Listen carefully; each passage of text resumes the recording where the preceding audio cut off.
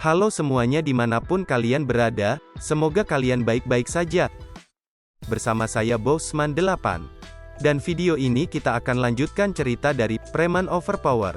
Masih dalam ruang belajar, Wun menanyakan apakah Tetua Quan mengurus dirinya atau mengurus keuangan dirinya. Tetua Quan menjawab kedua-duanya. Dan Wun akan menjual semua harta kekayaannya. Tetua pun kaget, ia akan memberi solusi jika Wun sedang dalam masalah.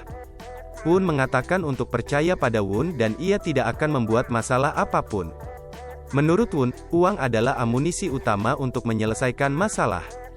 Wun menjelaskan bahwa jika seseorang mati dan hidup kembali, di saat itu mereka pasti berpikir, apa yang sudah mereka lakukan selama hidup sampai sekarang?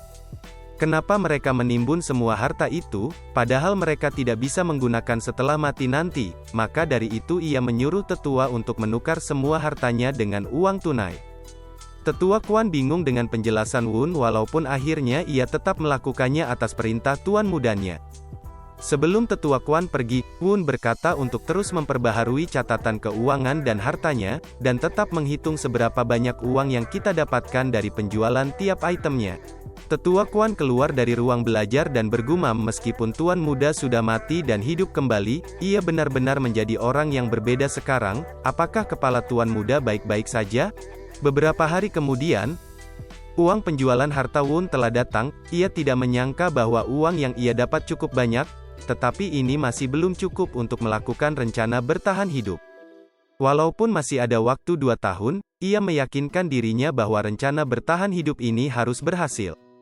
Tapi ini tidak buruk sama sekali, walaupun untuk sementara akan tetap aman.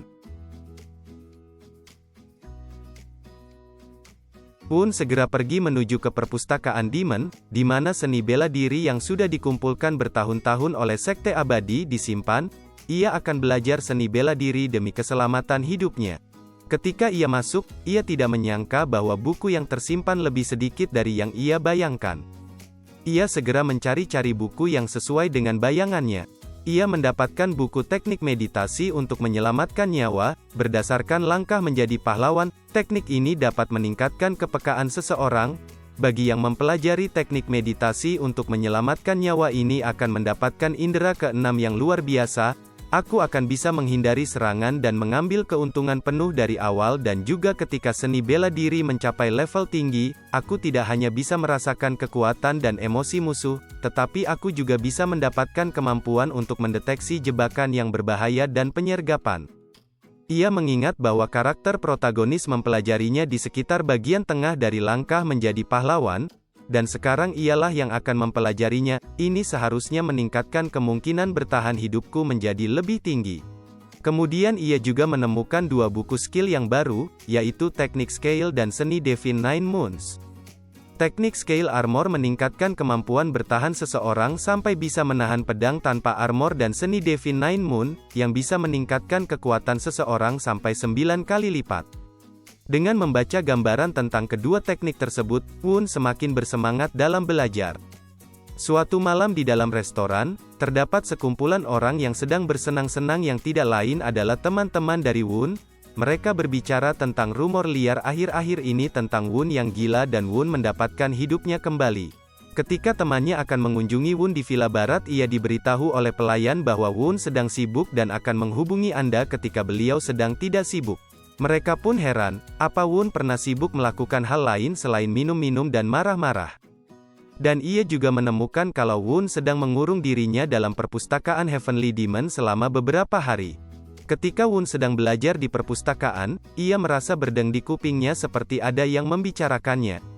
Wun memikirkan bahwa daripada ia belajar sendiri, lebih baik untuk belajar bela diri kalau Wun mempunyai seorang guru. Ia pun segera menulis daftar guru yang akan dipanggil, dan menyuruh Tetua Quan untuk segera memanggil semua daftar orang yang ada di kertas tersebut, dan antarkan mereka ke ruangan pribadinya. Segera Tetua Quan melakukan apa yang Tuan Muda Wun suruh dan segera membersihkan ruang pribadinya.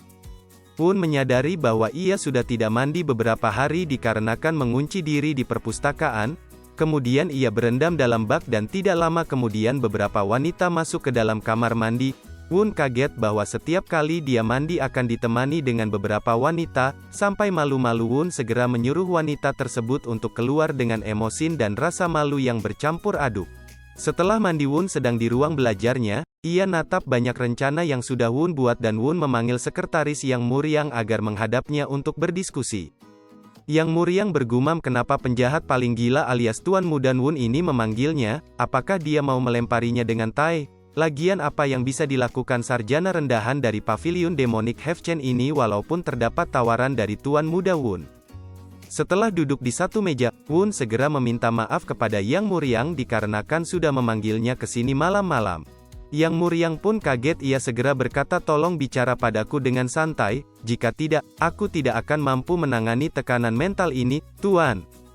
Dan setelah itu suasananya menjadi agak lebih canggung, dan Wun segera menanyakan bahwa ada kabar, Yang Muriang ini sangat akrab dengan jenis seni bela diri tertentu. Dan Wun mengeluarkan buku yang ia dapat dari perpustakaan, yaitu buku Metode Meditasi Umur Panjang, Tahap Pengenalan. Wun mengatakan metode meditasi umur panjang bukan hanya buku pemula tentang meditasi tapi itu berisi banyak teori lanjutan, dan kita tidak boleh meremehkan nilai seni bela diri hanya karena kesederhanaannya. Yang Muriang menjawab apakah inti dari pembicaraan Wun? Wun menerangkan bahwa Yang Muriang adalah orang yang menulis instruksi manual yang paling detail tentang seni bela diri pertama yang harus dipelajari semua anggota Sekte Dewa yaitu metode meditasi umur panjang. Meskipun Wun sudah membaca buku tersebut, pemahaman tentang itu hampir tidak menggores permukaannya. Maka dari itulah Wun ingin agar Yang Muriang mengajarinya. Yang Muriang segera menampisnya bagaimana ia bisa mengajari Wun tentang sesuatu. Wun adalah orang yang terlemah dalam sejarah Sekte Dewa, ia juga membuli mereka yang lebih lemah dari Anda sambil merendahkan mereka yang lebih kuat, Anda tenggelam dalam anggur dan wanita. Wun tetap tenang dan menjelaskan meskipun banyak rumor yang tidak baik tentang dirinya, Wun ingin menjadi lebih kuat. Ia prihatin tentang fokus Sekte Dewa pada penguasaan cepat seni bela diri. Wun tahu bahwa membangun fondasi yang kokoh lebih penting daripada kecepatan karena pohon dengan batang tipis akan mudah patah. Setelah termakan akan ucapan Wun, Yang Muriang terharu dan segera berteriak, Tuan Muda, aku sangat setuju. Wun menambahkan ia sudah mendengar banyak orang mengatakan kalau pendapatku ini sangat mengingatkan pada garis pemikiran sekte-sekte ortodoks, jadi tidak ada satupun sekte dewa yang menyetujuinya. Maka dari itu aku jadi panik, aku merasa tidak enak bertentangan dengan cita-cita sekte dewa. Yang Muriang semakin menjadi terharu dan menangis akan perkataan Wun. Apakah aku terlalu berlebihan, kata Wun?